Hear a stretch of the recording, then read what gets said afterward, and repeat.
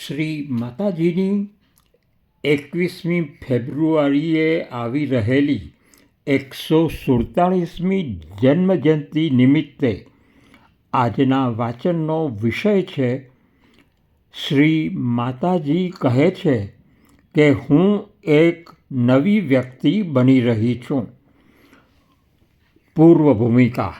શ્રી માતાજી સદેહે હતા ત્યારે છેલ્લા 23 વર્ષ માનવ ચેતનામાંથી અતિમનસ ચેતના પ્રતિ ગમનના નિર્ણાયક પરિવર્તન કાળમાં એક સેતુ તરીકે તેમના શરીરના રૂપાંતરનું અસાધારણ, કષ્ટદાયક અને વણકંડારાયેલ કેડી પરની યાત્રા જેવું જીવન હતું. શ્રી અરવિંદે શ્રી માતાજીને કહ્યું હતું કે પૃથ્વી પર તમારું શરીર એકમાત્ર એવું છે જેમાં અગ્નિ પરીક્ષામાંથી પસાર થવા માટે પૂરતી સહનશક્તિ છે.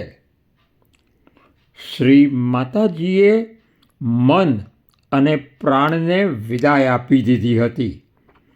તેઓ જ્યારે માનવ ચેતનામાં હોય ત્યારે રૂપાંતરના ભાગરૂપે શરીરને અનેક પીડાદાયક કષ્ટોમાંથી પસાર થવાનું થતું હતું. વળી ખોરાક લેવાની અસમર્થતાને લીધે શરીરને પોષણ આપવા માટે માત્ર ગ્લુકોઝ કે ફળોના રસ પર જ આધાર રાખવો પડતો હતો. આ કોઈ રોગને કારણે કે માત્ર વૃદ્ધાવસ્થાને કારણે નહીં, પણ નવી ચેતના માટે શરીરને સક્ષમ બનાવવાની યા તો નૂતન દેહના સર્જન માટેની પ્રક્રિયાના ભાગરૂપ હતું. શ્રી માતાજીને ત્યારે પ્રતીતિ થઈ હતી કે જો તેમનું શરીર 100 વર્ષ પસાર કરે તો તેમના શરીરની ઊર્જાનું નવીનીકરણ થશે. આ સાંપ્રત સ્થિતિમાં શ્રી માતાજીએ 1 ડિસેમ્બર 1971ના રોજ હું એક નવી વ્યક્તિ બની રહી છું એમ કહીને તેમની રૂપાંતરની જે સાધના ચાલી રહી છે તેની કેટલીક અત્યંત સૂચક વિગતો આપી છે. ફરીથી તેમણે 12મી જુલાઈ 1972ના રોજ તેની પરિપૂર્તિરૂપ થઈ રહેલી કેટલીક રૂપાંતરકારી પરિવર્તનોનો નિર્દેશ કર્યો છે. શ્રી માતાજી આ જે નવી બાબતો બની રહી છે તેને માટે વર્તમાન ભાષાઓ પાસે કોઈ શબ્દો ન હોવાને લીધે તથા તેમને થતી સૂક્ષ્મ અનુભૂતિઓ મનના માધ્યમથી અભિવ્યક્ત કરવી શક્ય કે સરળ ન હોય. હું કેવી રીતે કહું કે હું સમજાવી શકતી નથી એમ કહી રહ્યા છે. વળી કેટલીક વખતે સંકેતો કે હાવભાવ દ્વારા નિર્દેશો આપ્યા છે. આ મર્યાદાઓના પરિપ્રેક્ષ્યમાં તેમણે જે સમજૂતીઓ આપી છે તે તેમના શબ્દોમાં જોઈએ. હું એક નવી વ્યક્તિ બની રહી છું. તે રસપ્રદ છે. શ્રી માતાજી ભીતરમાં ઉતરી જાય છે. હું મારી પ્રકૃતિનું રૂપાંતર અનુભવી રહી છું. જ્યારે મારે કંઈ કરવાનું ન હોય ત્યારે હું તદ્દન શાંત બનીને બેસું છું અને તે તદ્દન સ્પષ્ટ બની રહે છે. હું 3 બાબતો નિહાળી રહી છું. 1. મારી પ્રકૃતિનું રૂપાંતર થઈ રહ્યું છે. ખરેખર તો નવી પ્રકૃતિ, જેને આપણે અતિ માનસિક નિહાળવાની રીત કહી શકીએ, તે વધુને વધુ સ્પષ્ટ થતું જાય છે કે જૂની પ્રકૃતિની સ્મૃતિ રહે છે, પણ તે વધુને વધુ લુપ્ત થતી જાય છે. તે એટલે હદ સુધી કે તે આશ્ચર્યકારક અને એમ બનવું તે અસાધારણ લાગે. 2. પછી આવે છે શરીર ક્ષીણતા, જે ઉંમર વધવા સાથે આવે છે. દાખલા તરીકે, શરીર વયોવૃદ્ધ થતાં પહેલાં જે શારીરિક હલનચલન કરતી હતી તે અસમર્થ થઈ ગઈ. પરંતુ વૃદ્ધાવસ્થા એ માત્ર ભૌતિક એટલે કે શારીરિક છે. તેથી હું આખો દિવસ બેસી રહું છું અને મને ફરવામાં તકલીફ થાય છે. 3. પરંતુ સમજ અને ચેતનાના દૃષ્ટિકોણથી તેમાં કોઈ ઘટાડો થયો નથી. તેનાથી વિપરીત, તે વધુને વધુ સ્પષ્ટ અને વધુને વધુ ચોક્કસ બની રહ્યા છે. ઉદાહરણ તરીકે, મને બોલવામાં તકલીફ થાય છે. માતાજી પોતાની છાતીને સ્પર્શે છે. તેઓ હાંફી રહ્યા છે. મારે માટે બોલવું મુશ્કેલ છે. હું સરળતાથી બોલી શકતી નથી. આમ આ 3 બાબતો છે. પરંતુ હું જ્યારે અત્યંત શાંતિમાં હોઉં, જેમ કે રાત્રે, ત્યારે નૂતન ચેતના વધુને વધુ સ્પષ્ટ બને છે. પરંતુ શબ્દો તેને સરળતાથી અભિવ્યક્ત કરી શકતા નથી, કારણ કે હું તે કેવી રીતે કહું? લગભગ એક પ્રકારનું નવું મન રચાઈ રહ્યું છે, પણ માનસિક નહીં. તેથી વાણી કે શબ્દો એક નબળું માધ્યમ છે, જ્યારે સીધો સંદેશા વ્યવહાર વધુ સટીક અને સુદૃઢ બની રહ્યો છે. તેથી જ હું બોલી શકતી નથી. તે કેવળ શારીરિક છે, પરંતુ શારીરિક સંતુલનનો પાયો, મારો મતલબ છે કે શારીરિક સ્વાસ્થ્ય બદલાઈ રહ્યું છે. એટલે કે જે પહેલાં સારા સ્વાસ્થ્યની સ્થિતિ હતી તે વાસ્તવમાં જતી રહી છે. તે ક્રમશઃ બીજી સ્થિતિ દ્વારા પ્રસ્થાપિત થઈ રહી છે, પરંતુ હજુ તે ત્યાં નથી. તેથી બધું આ પણ નથી અને તે પણ નથી. તેઓ અસ્થિરતાનો સંકેત આપે છે. તો સ્થિતિ આમ છે. તે અકથ્ય છે. તેથી જ હું મારી જાતને વ્યક્ત કરી શકતી નથી. રસપ્રદ વાત એ છે કે હું વસ્તુઓને સમજવાની મારી રીતમાં આ જોઉં છું. ઉદાહરણ તરીકે, શ્રી અરવિંદે જે લખ્યું છે તે ખૂબ જ અલગ છે. તે થોડું એવું છે કે પહેલાં તમે પડદા એટલે કે સ્ક્રીન દ્વારા જોવા ટેવાયેલા હતા, અને હવે પડદો લઈ લેવામાં આવ્યો છે.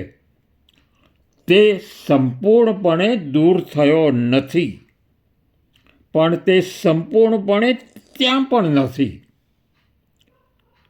પરંતુ તમે જુઓ છો કે બોલવાથી મને શ્વાસ લેવામાં મુશ્કેલી પડે છે, કારણ વગર, ફક્ત એટલા માટે કે તે કુદરતી નથી. અને પછી સમય અને અવકાશ, ટાઈમ એન્ડ સ્પેસને સમજવાની રીત ખૂબ જ અલગ બની રહી છે. તે સંપૂર્ણપણે બદલાઈ રહી છે. સમય અને અવકાશની પરિકલ્પના, ઉદ્દેશ અને વ્યક્તિલક્ષિતા, ભલે વ્યક્તિઓ નક્કર હોય કે ન હોય, તે બધું જ ચેતનાને અસ્તિત્વના નવા માર્ગ માટે તૈયાર કરવાના ઉપકરણો હોય તેવું લાગે છે. ચેતનાનું કાર્ય વિભિન્ન થવા લાગ્યું છે, પણ હું તેને સમજાવી શકતી નથી. ઉદાહરણ તરીકે, દ્રષ્ટિ માટે ક્યારેક હું મારી આંખ ખુલ્લી રાખવા કરતાં બંધ કરીને વધુ સ્પષ્ટ રીતે જોઉં છું, અને તે દ્રશ્ય એ જ ભૌતિક દ્રશ્ય હોય છે, શુદ્ધ ભૌતિક દ્રશ્ય, પરંતુ તે ભૌતિક જે વધુ સંપૂર્ણ લાગે છે. મને ખબર નથી કે કયા શબ્દોનો ઉપયોગ કરવો. ઉદાહરણ તરીકે, જ્યારે લખું છું, ક્યારેક મારી આંખ બંધ કરીને લખું છું, ત્યારે હું જે લખું છું તે જોઉં છું, અથવા તે જ વસ્તુ જોઉં છું, પણ હું તે જોઉં છું જ. હું શું કહું? હું વાચાળ બની શકું, પણ તે મને ગમતું નથી. એવું લાગે કે તમે જે જુઓ છો તે વધુ સંપૂર્ણ છે, છતાં એ તે જ વસ્તુ છે, પરંતુ તેમાં શુદ્ધ ભૌતિક દ્રશ્ય કરતાં કંઈક વધુનો સમાવેશ થયેલો છે. હું જન્મદિનના કાર્ડ લખું છું, અને હું કહેવા જતી હતી કે શ્રી અરવિંદ મને લખાવી રહ્યા છે, પણ એવું નથી. એ એના કરતાં ઘણું સારું છે. પણ જ્યારે હું લખવાનું શરૂ કરું છું, ત્યારે દાખલા તરીકે હું મારી આંખ બંધ કરું છું, અને હું જે લખી રહી છું તે વધુ સારી રીતે જોઉં છું. ચંપકલાલ મને કાર્ડ ઉપર સહી કરવાનું કહે છે, અને તે મને કહે છે કે ક્યારેક આંખો બંધ કરીને સળંગ 3 કે 4 કાર્ડ લખું છું. ત્યારે મારા હસ્તાક્ષર ઘણા સીધા અને લખાણ જ્યાં હોવું જોઈએ ત્યાં મુખ્યત્વે હોય છે, પરંતુ તેમાં કોઈ વ્યક્તિગત ઈચ્છાશક્તિ સામેલ નથી કે વ્યક્તિગત પ્રયાસ પણ નથી. તે સ્વયંભૂ છે.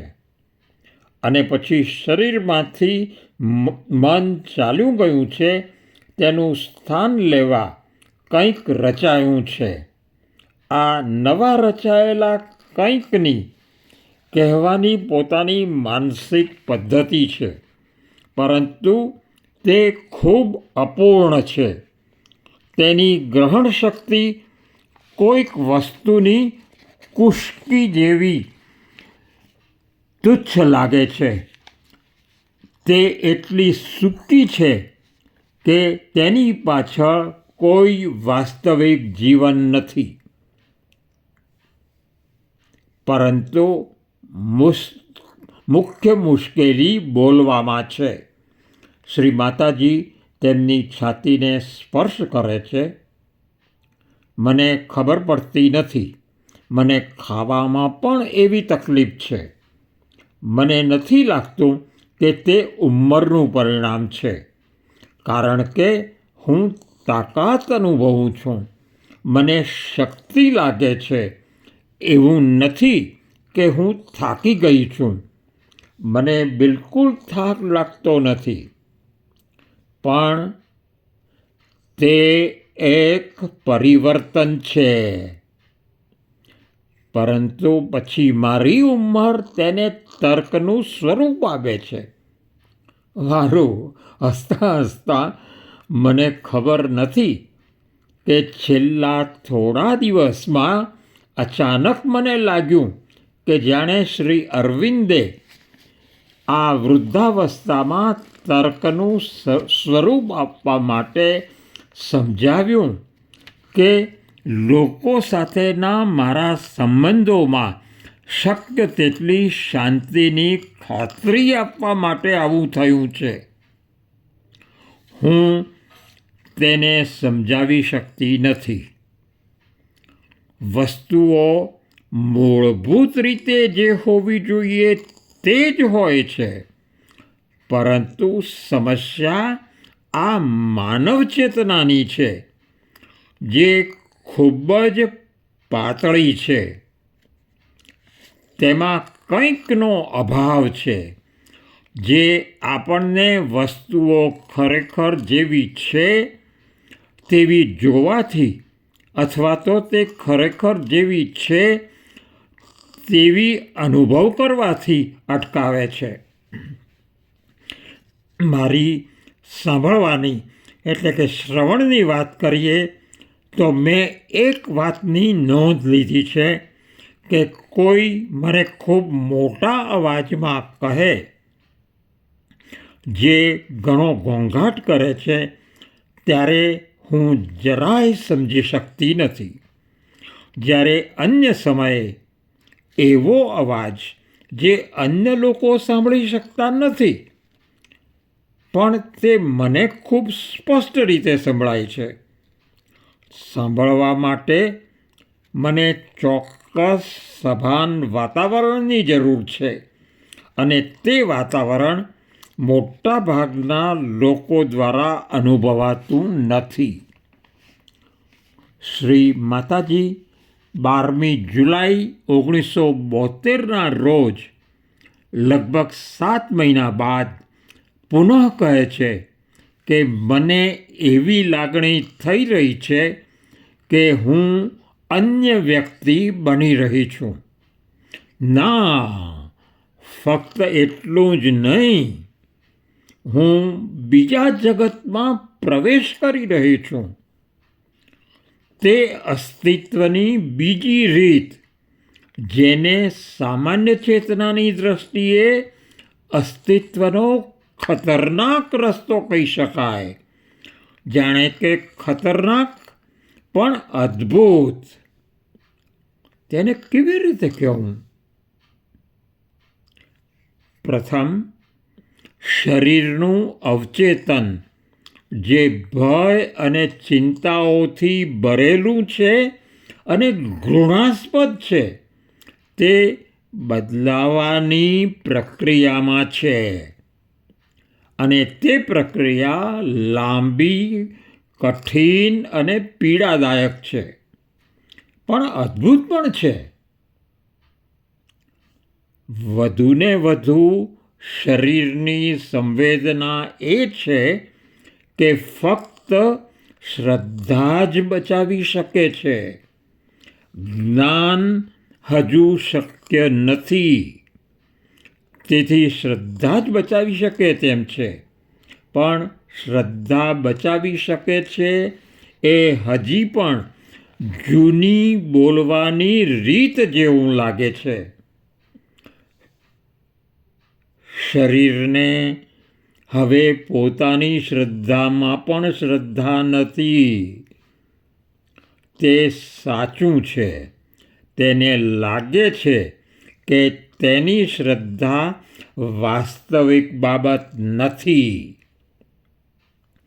પહેલાં તે શ્રદ્ધા સાથે જીવન સરળ હતું, જે બીજા બધા પર પ્રભુત્વ ધરાવતું હતું. શ્રી માતાજી સંપૂર્ણ પતનનો હાવભાવ દેખાડે છે. એવી લાગણી છે કે જેને આપણે જીવન કહીએ છીએ અને જેને આપણે મૃત્યુ કહીએ છીએ તે વચ્ચેનો સંબંધ વધુને વધુ અલગ બની રહ્યો છે. હા, સંપૂર્ણપણે અલગ. મૃત્યુ અદૃશ્ય થતું નથી.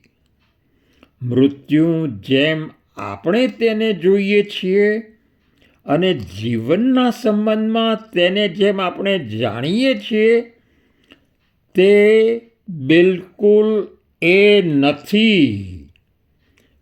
બંને એટલે કે જીવન અને મૃત્યુ બદલાઈ રહ્યા છે એવી વસ્તુમાં કે જે આપણે જાણતા નથી, જે એક જ સમયે અત્યંત ખતરનાક અને સંપૂર્ણપણે અદ્ભુત લાગે છે.